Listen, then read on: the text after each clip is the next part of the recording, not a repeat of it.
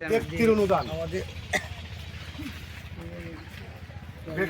উনি হলো ওই যে দুবাই প্রবাসী না, তার নাম হলো আবুল খায়ের মিয়া।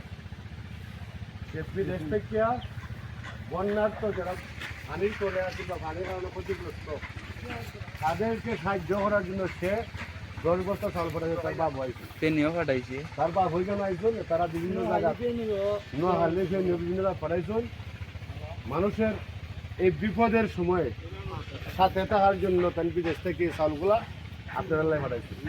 যারা ওই চাউল নিবা, যারা ওই পাইবা শান্তি শৃঙ্খলার মধ্যে নিবা আর দোয়া করবা। সে আমরা এক বিদেশি ভাই, সে তো আমরা ভাই না নি, তার বাবা ওইখানে উপস্থিত। আল্লাহ পাক যাতে তারা রুজি রোজগার আরো বাড়াই দিন, আরো যাতে উনি আমাদেরকে সাহায্য করতে পারেন। আজকে কেন উনি যেহেতু জন্য চাউল দিব, তো মনে হয় 20-50 জনের চাউল দিব, এটা তো আমাদের জন্য একটু 100 জনের চাউল দিব। আমরা লাগে একটু উপহার না নেই, উপহার না। আমরা সবাই দোয়া করতাম না নি, আমরা সবাই তার লাগে দোয়া করতাম।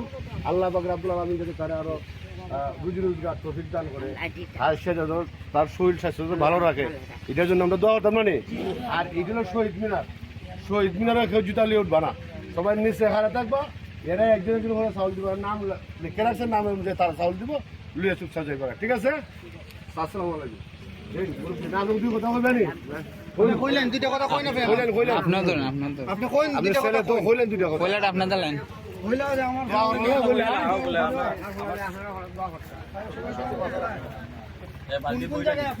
সমান সমান